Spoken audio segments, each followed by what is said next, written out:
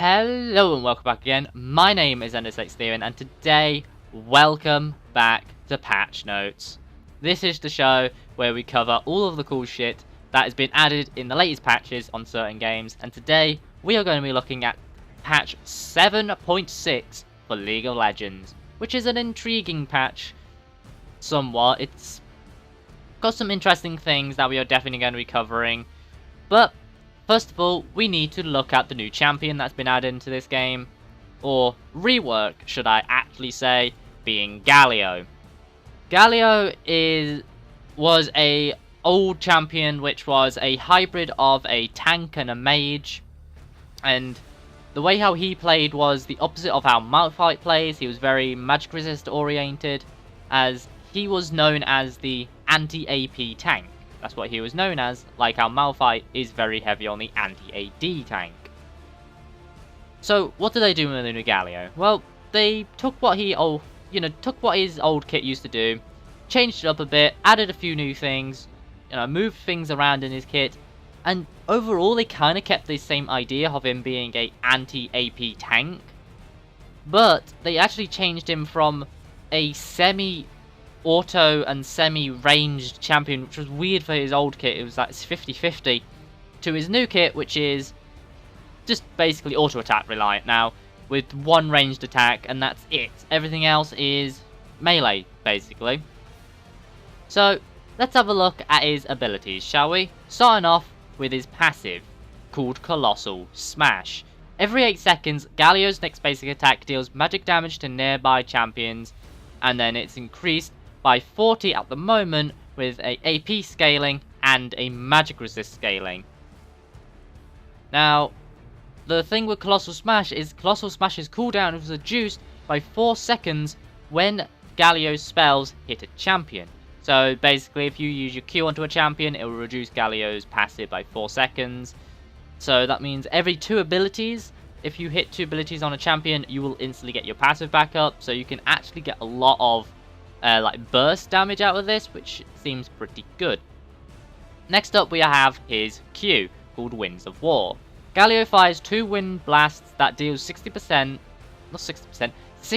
plus magic damage, and when these wave blasts meet, they combine into a giant tornado that deals 45 plus some more magic damage plus 9% of the enemy's maximum health, or 150 maximum health versus monsters as magic damage over 1.5 seconds.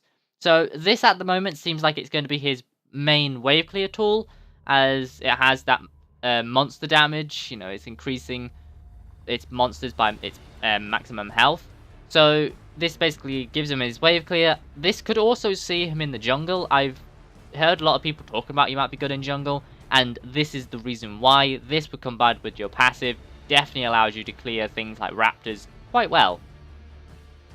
Next up, we have Galio's W, called Shield of Durand. I think that's how you pronounce it. Might be wrong though.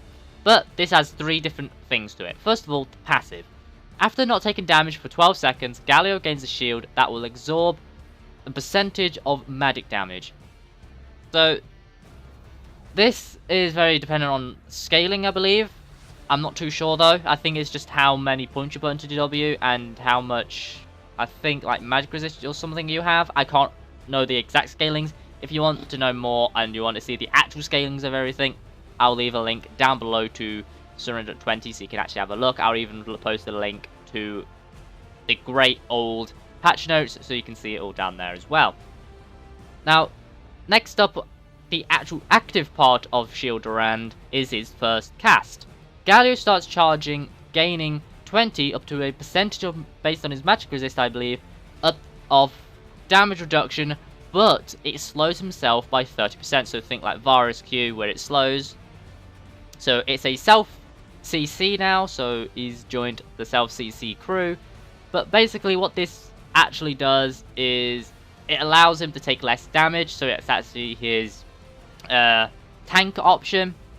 So as you know, every single tank in the game basically have some sort of tank ability, like Maokai's ultimate allows him to take less damage. You have Sion's E, which I think it's his E. might be his W, I don't know, but one of them is a shield, and this is what this is for Galio. It gives him the shield, or the damage reduction in this case.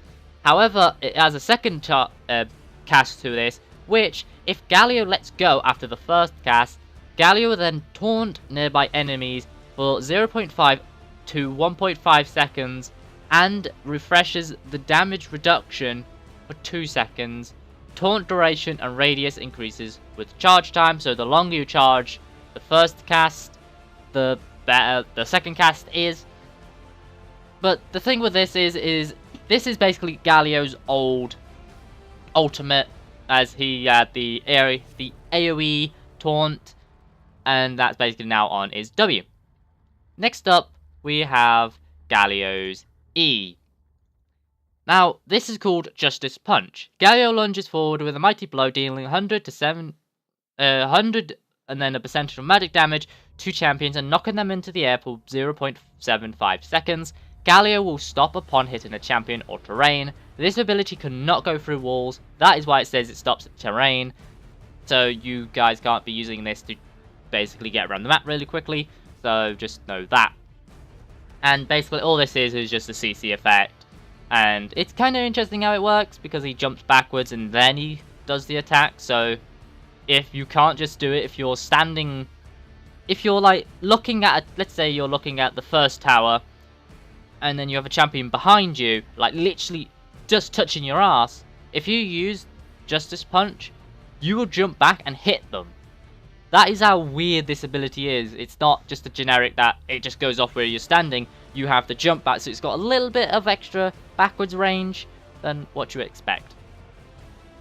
And that's basically just the normal CC effect. Next up, we have Galio's ultimate, called Hero's Entrance. This is the ultimate cool ability that you guys probably all seen. But basically, Galio can lock onto an allied champion's current position as his landing spot, which grants 20 to a percentage based on his Shielded Rand. It's actually just giving the shield from Shielded Rand to the ally, damage reduction to that ally until he lands. When Galio lands, enemies in the area take 150 plus some magic damage and are knocked up into the air for 0.75 seconds, or if they are in the center, they are knocked up for 1.25 seconds. So this is basically, I like to say it's a bit of a mixture of Pantheon ult because it has damage on it. It's like Malphite ult because it knocks everybody up. And then it's also Shen's ult because it gives people a shield. So it's really interesting on how this works, and it'll definitely be interesting to see how this works. And this is the ability that is definitely going to make things like top and jungle Galio work really well, because this just does so much. And it's pretty insane. I've not seen too much of the Galio though, so I can't give you a full rundown on my opinions on this and how I think he's going to be sitting. But that's his general idea, and it's pretty damn cool.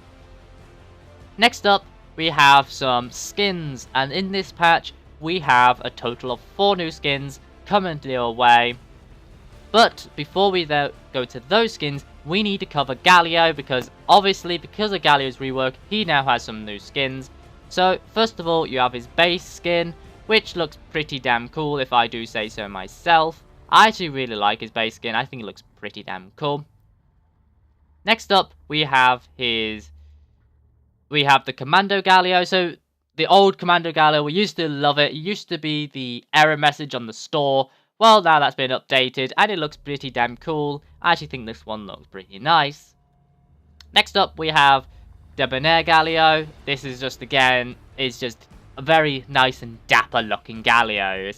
What else can you really say about a dapper Galio? It's pretty damn cool. Then we have an Enchanted Galio. This basically takes him like very runey. He's got stone. He's made out of stone, like different types of stone from his base skin now. He's got runes all over them. He's enchanted with rune magic, I believe, in this skin, because they changed it how the enchanted stuff works. So he's now enchanted by runes, and it all looks pretty damn cool.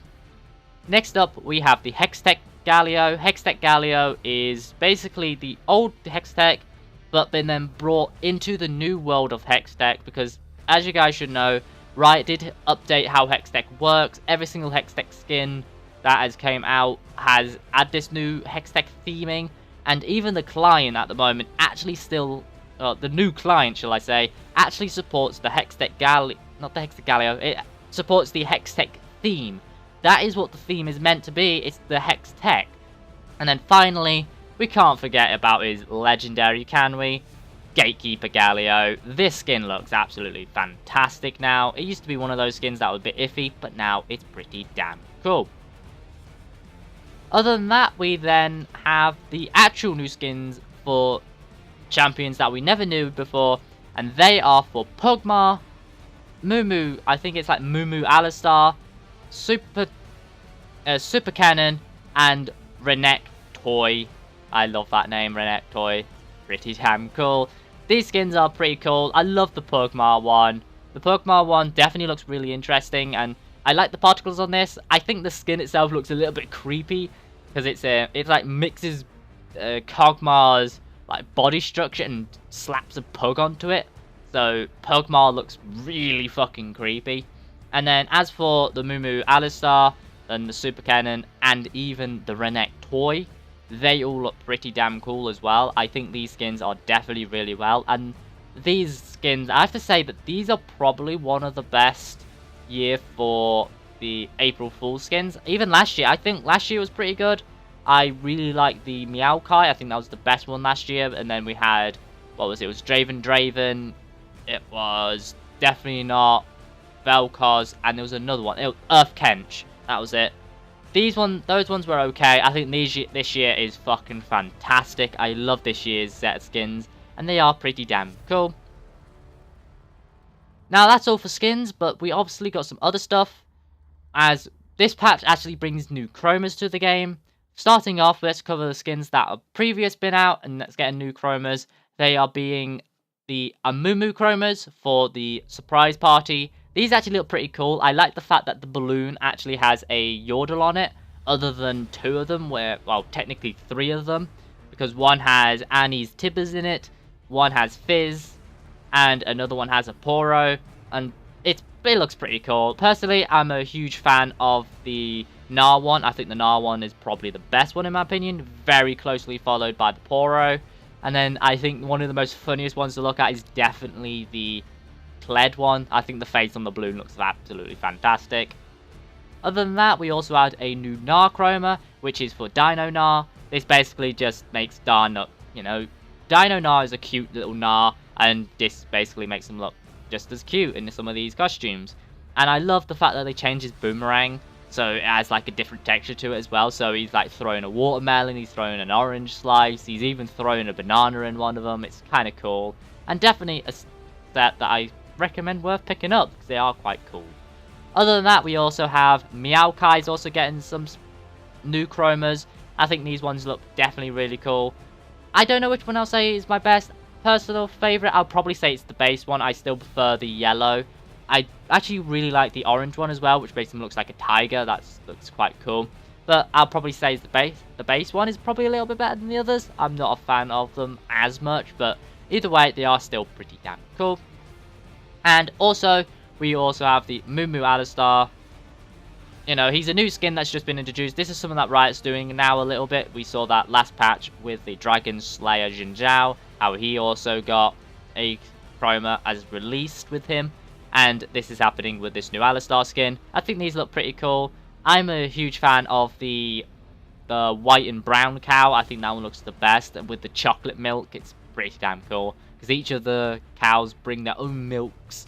Kind of cool. I like the idea of this, and it definitely looks a pretty damn cool skin, and some of these chromas look fabulous. So that is everything to do with skin related. Next up, we have icons. What can I say? We don't know what these icons are for yet. Riot have not announced what they are, so we are waiting a few days. I'm guessing they'll probably be announced either later this week or early next week. I think we'll probably know about these. And it's probably, I'm thinking it's probably some sort of like Japanese based thing. I think, just going off like first assumptions of what they look like, I think it might be doing something with the Japanese servers, but I could be wrong. That's just my personal thoughts.